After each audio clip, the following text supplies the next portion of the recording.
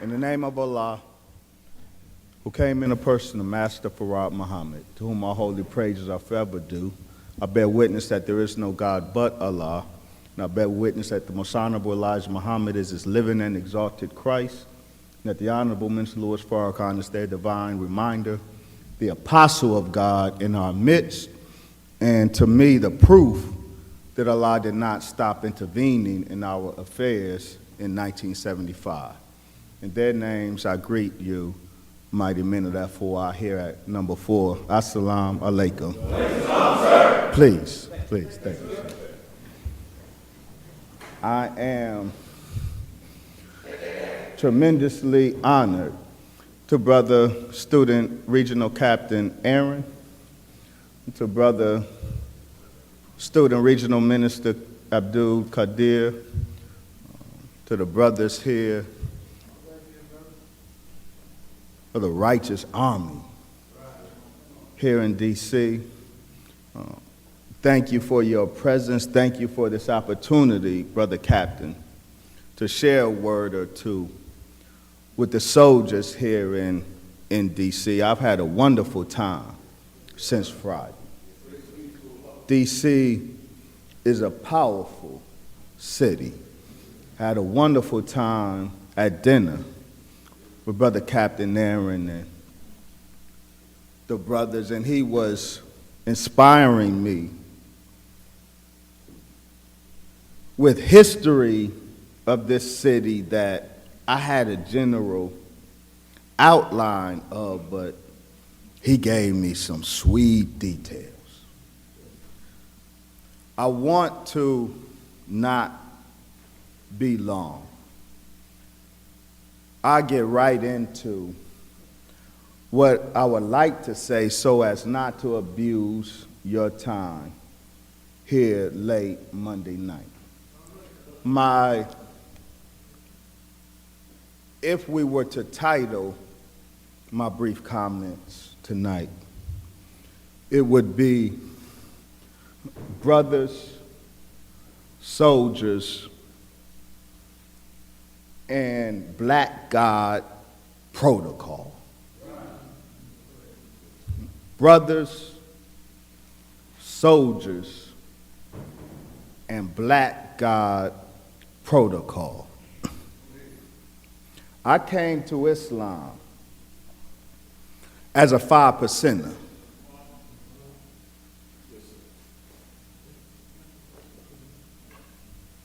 In 1990, I was a 5%er. In 2015, I'm a 5%er. Be real clear. Who are the 5% in this poor part of the planet Earth? If you aren't a 5%er, then you must be processing. So if you're registered and you're not a 5%er, then there's a problem with your understanding of Islam. Because if you're registered, that means you know who God is. So you're not 85%. Are you teaching the reality of God? If you know who God is and you're not teaching the reality of God, then you 10%. So once we know, we only have two options, 5% or 10%. So I came to Islam as a 5% in 1990. In 1992, I decided I wanted to join the military training of men who belong to Islam in North America. I got registered in Atlanta, but when I made the decision to join the military training of men who belong to Islam in North America, many of my 5%er brothers got angry. They got mad. They felt I abandoned the 5%, what I was letting them know. I didn't abandon the 5%, but I wanted to do more than teach wisdom in the street cipher. I wanted my Islam to be more involved in kicking wisdom in the cipher at a park. I wanted to be trained. I wanted to be in the military, but specifically the military training of men who belong to Islam in North America. That's a very particular type of military.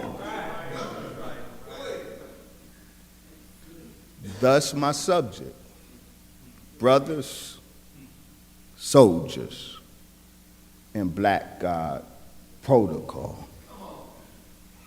Because what's peculiar to this military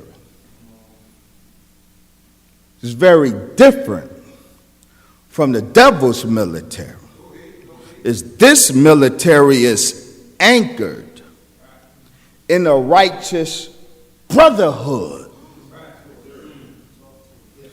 Righteous brotherhood is sine qua non of this military. Now, you can write that down. It's a cool word. It's simple. I spell it for you. Sine, S-I-N-E.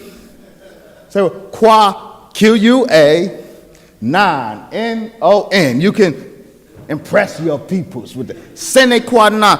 The sine qua non of something is that thing. Without it, that thing ain't it. No. The sine qua non is the most essential quality of a thing that makes that thing that thing. You remove that, that thing ain't that thing. The sine qua non of the military training of men who belong to Islam in North America is righteous brotherhood. Now I want to elaborate on what I understand that to mean and how I understand that to be relevant to the chiefs, the Honorable Mr. Louis Farrakhan's disappointment with the fact that, according to him, he doesn't have one militant mosque. For me, see,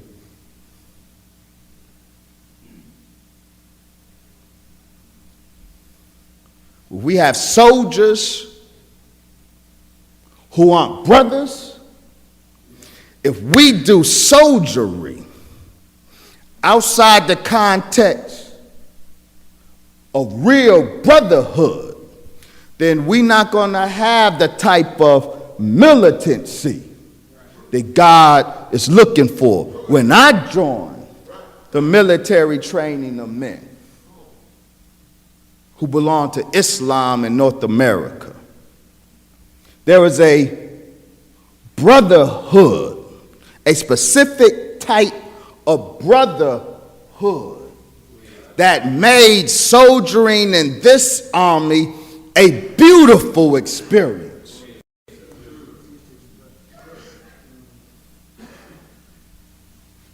When I want to say how much I love Student Captain Aaron, because when I first met you, Brother Captain, you showed me a brotherhood that I felt. You showed me a love and appreciation. But every single time I met you, to this day, you showed me the same love, and appreciation. I so valued that because, to be frank, so many people flip-flop with me. I'm gonna go for so many people flip-flop with me. Especially persons in position. They love me, then they hate me. And with you, and most of us are pretty transparent. We fake love, but there's a few of us that are exceptionally good at fake love, but most of us, we not. So you feel it. You feel when it's fake. And you never flip-flop with me, Brother Aaron. And I felt it and feel it, the genuineness of it, every time I was blessed to be in your company. And I'll raise that point and put a pin in it. The relevance of that to me are the words I want to say on brotherhood and the nexus between brotherhood and soldier. When I came in 1992, when I joined the military training of men, one of the things that so inspired me to join the military training, to take the step from ciphering on a street corner to submitting myself to this process, I saw a video of this brother, Professor Zach Kondo, who wrote a book on the assassination of Malcolm X. And in this video, the brother was trying to pin some of it on the Honorable Elijah Muhammad. And I'm watching the video, and he's doing his thing. He was in Newark. He was giving this lecture in Newark. And I'm watching, doing Q&A. I see these FOI in deep.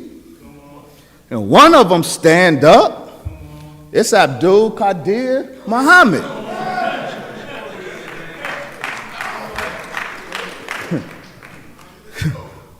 Brother Qadir stand up. The fruit with him looking strong. And give Professor Zach the business in the way that we know Brother Minister Qadir to do. And I saw that strength, that strong demonstration, organized militant demonstration against an enemy. I was inspired by that.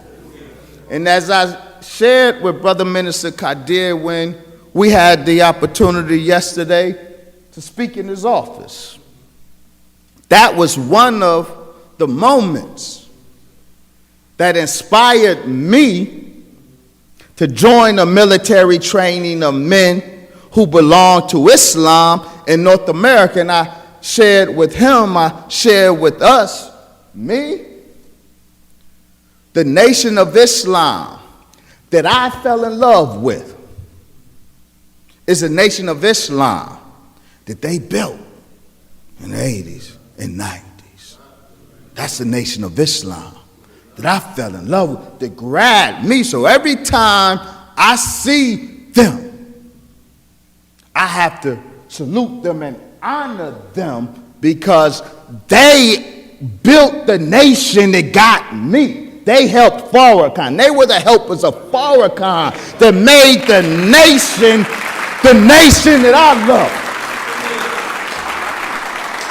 So I could not be more honored and humbled to be here in D.C. with Captain Anthony and Minister Qadir, Captain Aaron and Minister Qadir here in D.C. speaking to the men of the FOI. Now, the brotherhood is different today.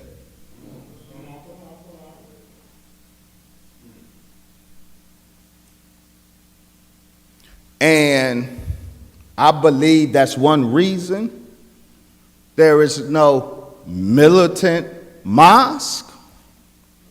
I believe that's the reason our Islam is impotent out there. Impotent. We ain't got the power of the magnetism that we once had. The people not knocking down our doors like they used to. We don't have the magnetic that we did. If you are satisfied with our demonstration in the community, you must be new. You're probably post Million Man March.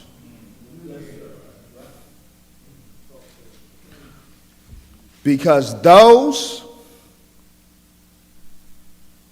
who are in there earlier know the power, know we owned the community. We owned it. We owned the block.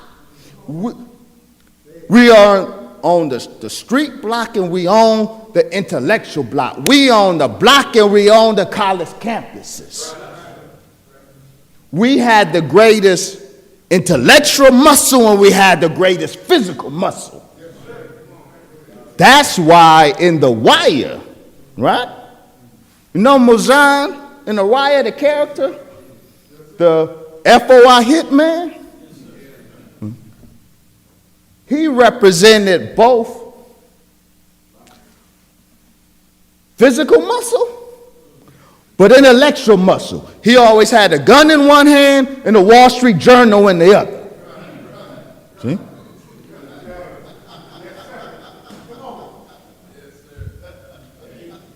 But today we are military not rooted in brotherhood. We mistake righteous brotherhood for grave brotherhood, the type of brotherhood in the grave. See, brotherhood among gangs is a different brotherhood than the brotherhood of the FOI. In the gangs, see, with the devil's military, those are soldiers, but they're not brothers. Those are paid soldiers doing the job. In the gang, it's a real brotherhood. But in that brotherhood, they are brothers to each other in error and wickedness. But that's not how the righteous brotherhood works. In the brotherhood of the righteous, we privilege principle of righteousness. But what we have, what my experience, we're soldiers in ranks, but there's no real brotherhood here. Talking to Brother Dale, see, back in those days, we would travel city to see the men. We weren't flying like we are now. We would carpool and get on that road and travel, and we shared, share the cost. We quadruple up in the rooms, 5 of us in the room, and that builds a brotherhood. It's a real camaraderie, a real brotherhood. But now we got more men. We flying every place, and so the camaraderie isn't there, and so the brotherhood isn't there. And how I know, the same reason how you know, or how we treat each other. We don't treat each other as brothers. We treat each other like we treat each other in the grave. We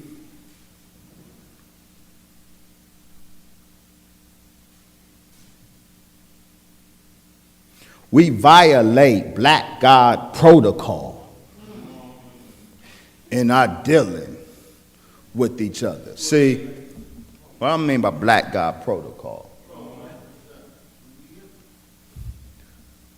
See, the black man is God. But most of us, we say that, but we don't live that because we really don't believe that.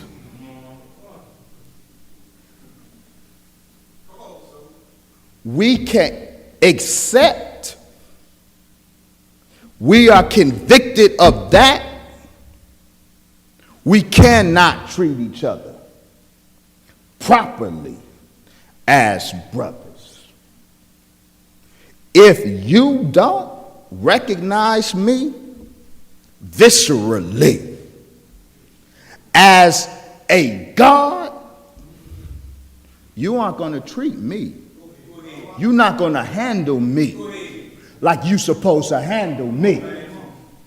If I don't recognize your godhood genuinely, then I'm going to treat you like an underling. I'm going to treat you like a subordinate. But that's against black God protocol. That's against black God protocol. Not that there is not a divine hierarchy in black God protocol. Black God protocol absolutely respects the hierarchy. So when I have the pleasure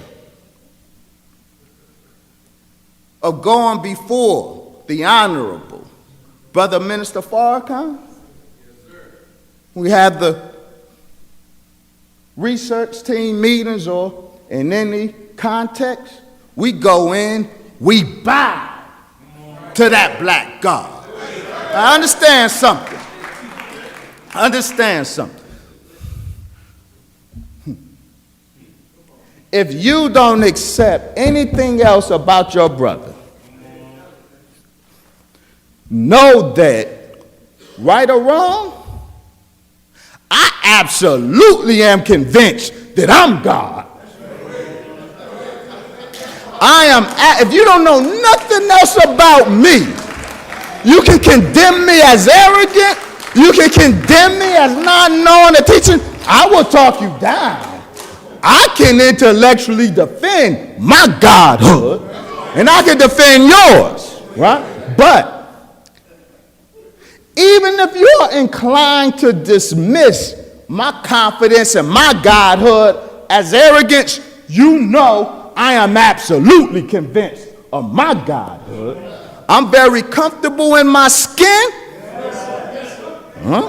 I don't need nobody else's shine. I got my own shine. Right? I had shine when I got here. I got my own swagger. I don't need nobody else's swagger. I'm very confident in my skin.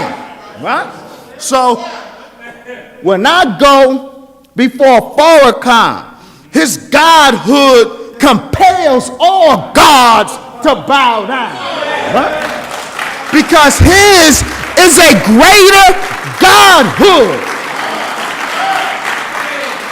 His is a greater godhood.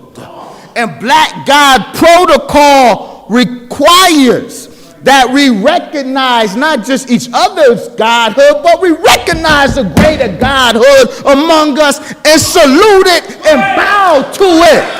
Right? But that does not in any way take from our own godhood. When I salute Captain Aaron, I'm still God. When I salute Minister Kadir, I'm still God. And there's areas in which I deserve the salutation. Well, my godhood is on swole in that area. So you got to get behind me. That's black God protocol. And every single one in here has a godhood that everyone else should get behind and submit. Bow to your godhood. That's real. But the reason we don't treat each other like we should is because we don't believe that. We are not convinced that we're dealing with an equal God. And I'm going to say this. That's why there's so much damn tyranny in our nation of Islam. Can I keep it 100? Do I have license to speak real to the men of the military train of men who belong to Islam in North America? See, tyranny in our ranks can only exist if there's a real belief that y'all ain't gods. That y'all ain't gods. Or that y'all are a lesser God than me. But the truth of the matter is, while you may be a lesser God than me in one area, in other areas I'm a lesser God than you. And there is not a soul in this building from up there to up here that isn't a lesser God to every one of us in some capacity.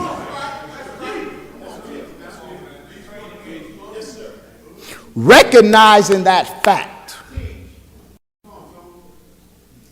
is black God protocol. Not recognizing that fact produces the tyranny of a superior on a subordinate. There are no subordinates in here. They're soldiers in rank.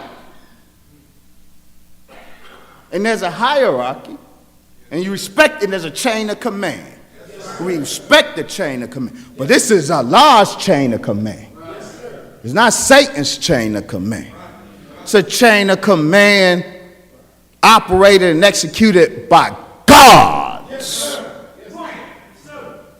By gods. Not niggas, by gods.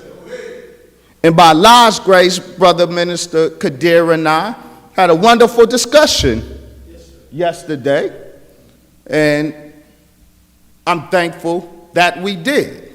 And so y'all can understand my context. See, the Honorable Minister Louis Farrakhan taught me and taught you that God made man, and the white man made nigger. God made man, and the white man made nigger. The Honorable Minister Louis Farrakhan taught you and me that the white man is the nigger maker. He's the nigger maker. He makes niggas. And he teaches us that the nigger is a black man who's dead. See, Negro, the nigger is the most degenerate form of the Negro. Negro from necro, dead. The Negro is the dead black man. But the nigger is that dead black man who evolves, degenerates into the severity of that condition. And so the Honorable Mr. Louis Farrakhan said the nigger is that dead black man that apes the worst of white people.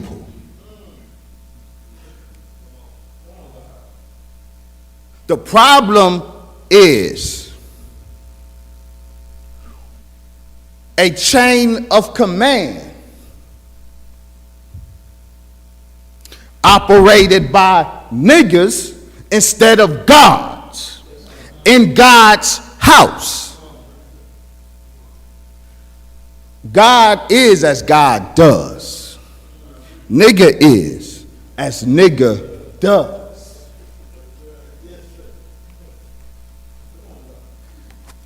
The problem with the brotherhood today is we treat each other way more like niggas than we do like God. We treat each other way more like niggas than we do as gods. And we have one-upmanship. See, I know competition is good, but gods,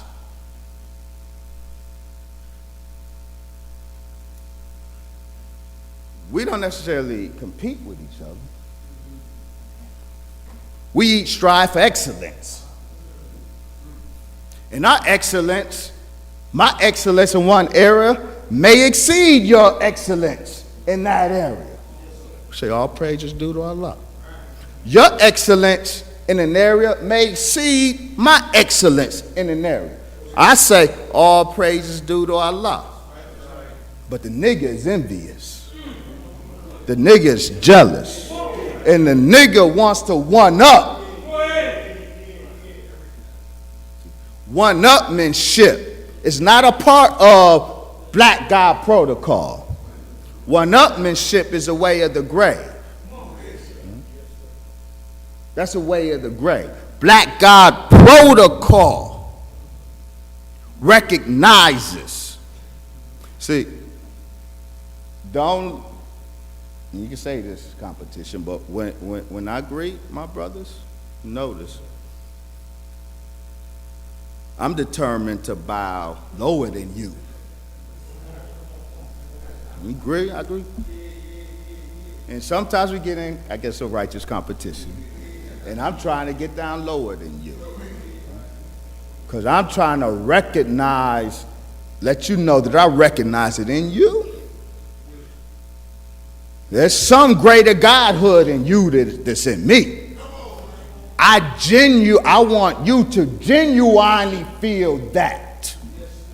It ain't rah-rah. We do the black God rah-rah. And you feel it. You don't believe I'm God.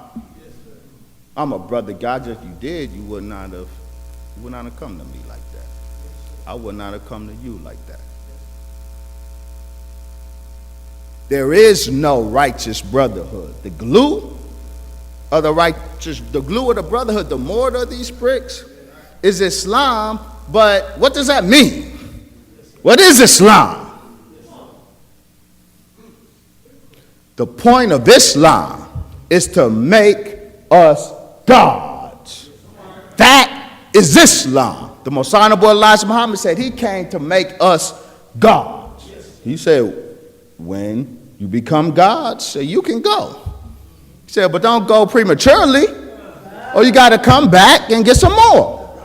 But the point of this Islam is to make gods, literal gods. So, how we run the mosque, how we do our Islam, is it done in a way that creates gods, that brings godhood out of you and me, or strangles it?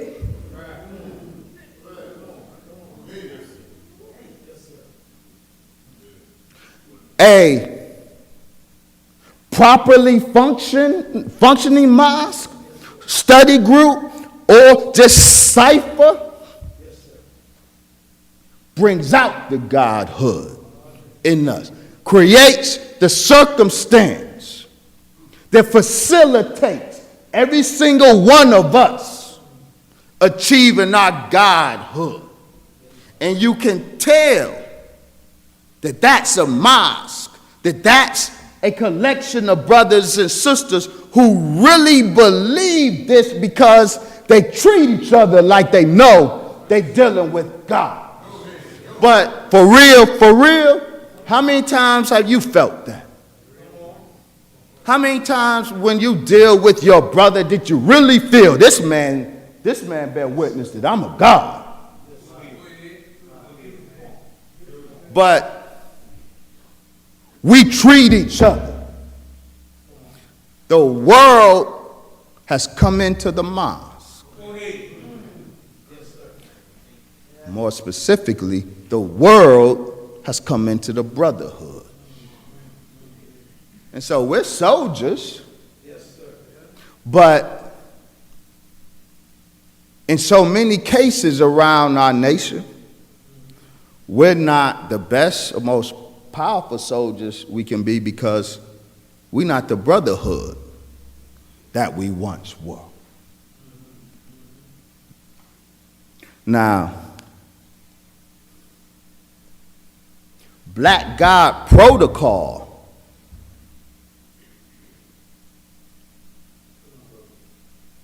when we're among the minister, when the research team meets, and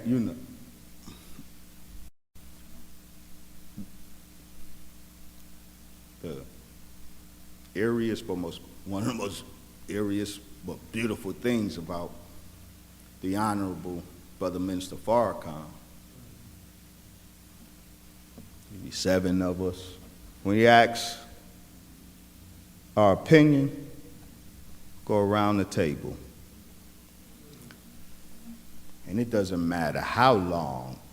And so all of us on the research team are long-winded folk. That's all of us.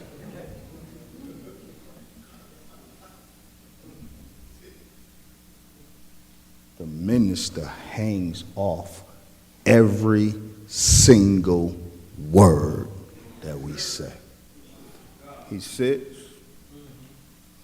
and he listens intensely, so intensely it's very intimidating. Very, very hard. It is. So he hangs on every single word that you say. If you say 1,000 words, he cut us off once we exceed the limits. But then they go to the next one and hang on the next ones. Every single word. And he explained that at dinner one time. He said he does that because he's listening for God in you. In every single one of us, he's listening for God in what we say. So that's why when I open, I say the Honorable Brother Minister Farrakhan. And some of us, ironically, we find that jarring. The Honorable Brother Minister Farrakhan. I insist on that. But for a long time, a lot of us find that jarring. Why not just the Honorable Minister Louis Farrakhan? But I insist on, because he insists on, brother, the Honorable Brother Minister Farrakhan. I insist on that for a number of reasons. And a lot of my brothers and sisters, fellow FOI, they don't like that. But clearly they got the issue. To take issue with calling the Honorable Minister Louis Farrakhan brother, when he has insisted time and time again that his favorite title is brother. And the God, Master Farad Muhammad, signed his letters to the Most Honorable Elijah Muhammad, signed them, your brother. So I insist on the Honorable Brother Minister Farrakhan for a number of reasons. One, to level the spiritual playing field. for us. What I mean by that? Farrakhan is a god.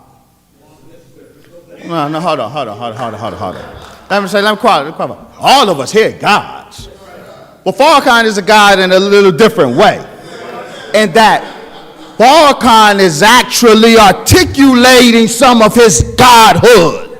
Allah is allowing Farrakhan to walk this earth as a living God.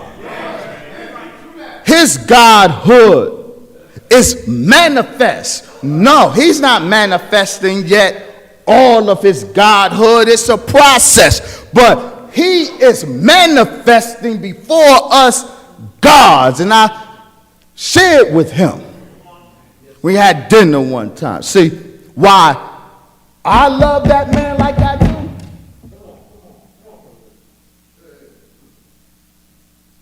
And why none of y'all can disabuse me of how I do my Islam? Said to the minister, I've been studying the black God academically for 25 years. My academic expertise is the black God. I don't think there's another academic you could bring before you who can genuinely claim or would even want to claim that their scholarly expertise is the black God. My scholarly expertise is the black God. I've been studying it for 25 years, and Allah blessed me to be able to write the book on the sacred science of the black God. Well, I said to the minister, when I'm in his presence, so much of what I read pops off the page. Comes to life before me. So I experienced it in the book, in the narrative, but in his presence, I'm experiencing it in person. So, that man is a living God.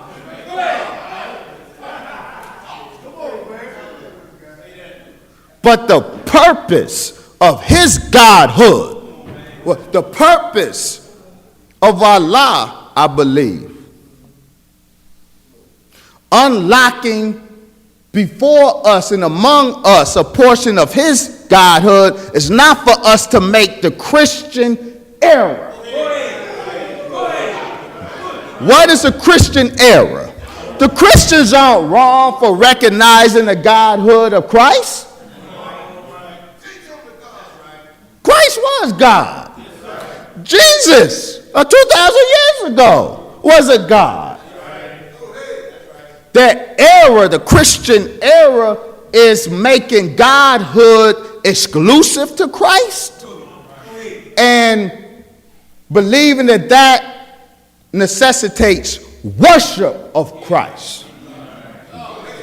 Farrakhan's godhood is real, but from my perspective, the purpose of his godhood is as a roadmap for us to achieve our own godhood. The minister said that he is proof that this life can be lived. This is a difficult life.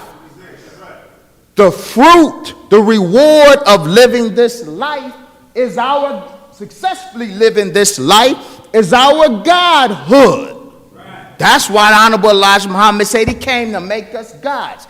The reward for successfully living this thing of ours, this Islam, the reward is our own individual godhood. It's a long process. We live it right, we get that reward. Farrakhan is the proof that this life can be lived. He's proof of the rewards for living this life, and he's the roadmap for us of how to successfully live this life and reap the reward of our own godhood. So the mistake that we make is restrict godhood to Farrakhan. That's an error. His manifest Godhood is not for us to worship him. We venerate him. We bow before him. That's black God protocol, but we don't worship him. But we follow him, because the only way we can achieve our Godhood is by following the roadmap. He is the roadmap. But many of us do what Christians do. And so, the reason I insist on the Honorable Brother Minister Farrakhan is the same reason Jesus said to his followers, pray in this wise. Our Father, who art in heaven. Huh? You heard the Honorable Mr. Louis Farrakhan teach on this. Not your father, not my father, not your father, our Father. So we're all brothers. And we all got the same potential to reach our Godhood. So that's what I mean when I say level the spiritual playing field. I want to be like Farrakhan. Now, I don't know if when I say it, I mean the same thing that you mean when you say it.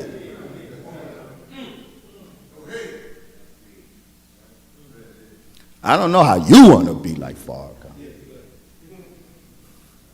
Farrakhan, and I love the words of Dr. Ridgely. He described the minister as the new human being. See, Farrakhan's greatness is his exceptional humanity. He's a human being like I've never encountered. He has a character like I never encountered. And so when I say I want to be like Farrakhan, I want to be the type of human being that Farrakhan is. And you can tell us who want to look and sound like Farrakhan but not really be like Farrakhan. You can tell us who want the shine of Farrakhan but don't want to be like Farrakhan. You can tell us by our character. If your character don't radiate like Farrakhan's, then you ain't like Farrakhan. You ain't trying to be like Farrakhan, and character really comes out in how we deal with each other, how we handle each other. That's how you know the character of a person. How we deal with those under us, how we deal with those over us. How you handle your laborers. They doing the work. An important thing the minister has been saying lately. You know, we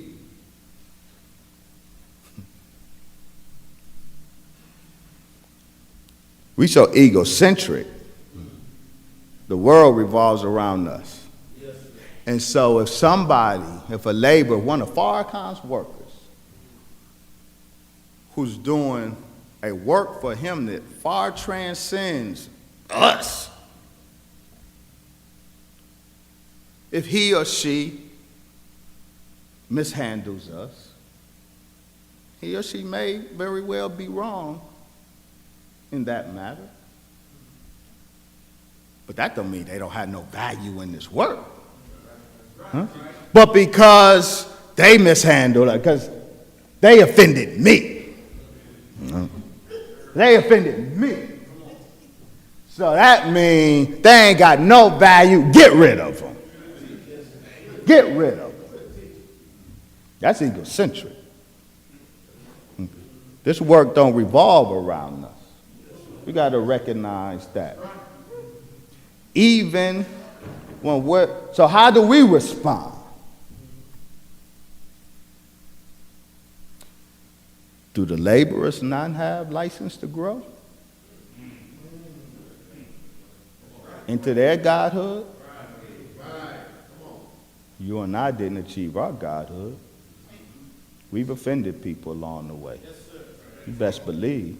But we just may not be in a position where somebody can write a letter on us to Chicago. You know? But we offended in our journey to our godhood. See, the one thing about Farrakhan, he don't throw none of us away. We throw each other away. Farrakhan don't throw us away. For Farrakhan, all black life matters. And that's real. That ain't a slogan. That's not a hashtag for him. His patience with us and everyone else, his mercy,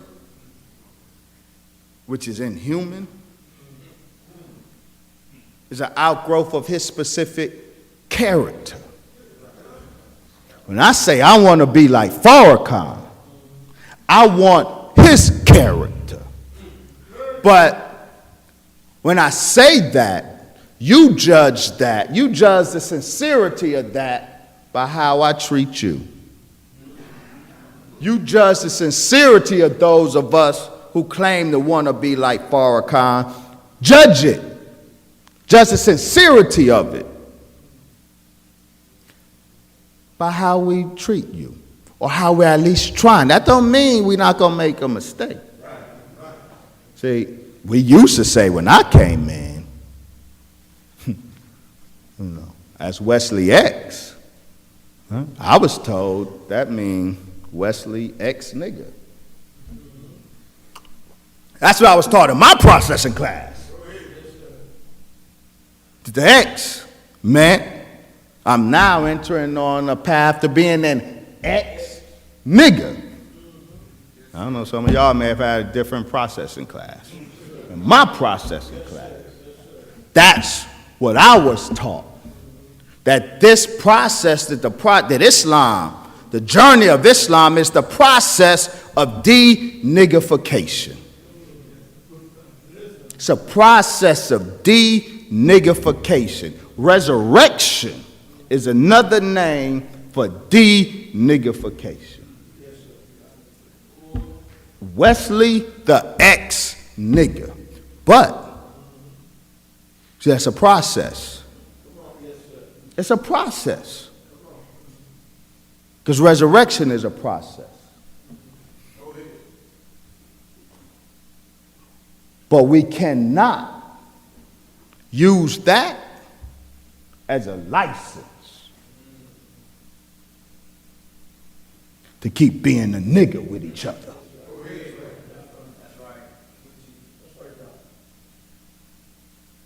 And there's too much of that in the brotherhood. This is too much of it. And you feel it, and that's why the brotherhood lacks with bricks together, but there's no real mortar between these bricks. They're bricks stacked. And the slightest thing can knock them bricks down. In too many cases, there's no mortar. And so we are almost like the soldiers on the military. We're here for a paycheck. Well, not the same paycheck, but we're here for some benefit for us. Our service, we're in this military for whatever benefit we think it is to us. And so the spirit among the brotherhood, we're soldiers, but not brothers. And them type of soldiers can't win the war against Satan. Soldiers who aren't brothers cannot win this war against Satan. Satan is a god. Nothing less than the God can be the God. Nothing less than the God can be the God. You don't really think Master Farad Muhammad is the only one throwing elbows, do you? You don't really think Master Farad Muhammad is the only one who's going to be physically fighting Satan, do you? You don't think the military training of men who belong to Islam in North America will be called into military action? But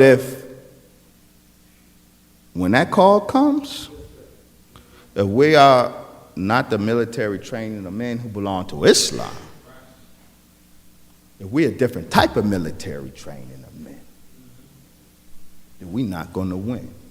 And we're not a military training of men who belong to Islam if the brotherhood isn't right. If it's not a brotherhood anchored in black God protocol. If there's more niggas in the ranks than gods, you got a problem. You got a problem. Because Satan made the nigga. And Satan will always have his way with the nigga. He made him. He made him. He can remote control the nigga.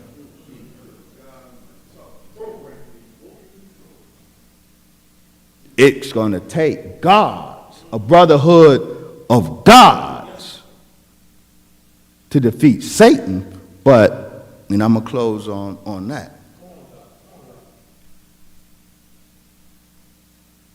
There ain't no brotherhood of gods if we don't genuinely see each other as gods, not in a cliche fashion. Again, I'm going to stress this. I don't need you to tell me if you believe I'm a fellow God or not. If you tell me, I'm just going to watch you. Whether you believe I'm a fellow God or not will be quickly determined by how you deal with me, how you come at me. How you come at me is going to dictate, it's going to determine, it's going to reveal, expose whether you recognize my godhood or not. How I come at you is going to let you know whether I recognize yours. So, even in the military structure that we are, with the chain of command that we have, now soldiers, we must honor. It's a chain of command that's respective and anchored in the divine hierarchy and black God protocol. So when we first meet each other, we peers. I may have a title that you don't have. You may have a title that I don't have. But on that first contact, we're peers because we both gods. And so that should determine the basis of our interaction. There should automatically be a certain level of respect because you know these are two peers dealing with you. It don't matter what the title is. Two black men that encounter each other as peers. They're gods. That's how Farrakhan does his Islam. Now, from there, that's a foundation. Now, there is a hierarchy in divinity. Everybody godhood ain't on the same level at the same time. That's real. And so, the hierarchy and black God protocol will require that I bow to a greater godhood. Your godhood is greater than me, and let's I bow to you, and I fall back. In this thing right here, you the point man. I submit to you in this area. In the case of titles in the chain of command. We respect the chain of command. And we give the laborers, we respect the post. That's right. Even if you got a problem with the person, don't do what them crackers did to President Obama. At his first congressional talk, that devil screamed out, "You're a liar." They are so hateful of him as a person, they're disrespecting the post of the presidency. Devils do that. We don't do that. So we respect the post. That post, whatever post it is, absolutely mandates submission. Not tyranny, but see, what checks tyranny is what we began that encounter with. On the even playing field. We both gods here. Respect your position, I salute it. But you're going to handle me like a god. Like, for real, for real? You're going to handle me like a god. Because I'm going to handle you like a god. There was nothing in any title or position that gives warrant to treat any of us as anything other than an equal God. We're equal until you prove that you're a greater God than me. Your post means I salute the post. I submit to the post. I honor the post and you in the post. But that don't ipso facto mean you're a greater God than me. Let's keep that clear. So we balance. See, in this army, we balance chain of command and black God protocol. They ain't got to deal with that in the devil's army. They ain't got to deal with that in the gangs. But this is Allah's army, man. It's harder here. The stakes are higher. But the reward is greater. But also, the consequences of mishandling that are greater. And we're living with the consequences of not understanding that and not handling it right.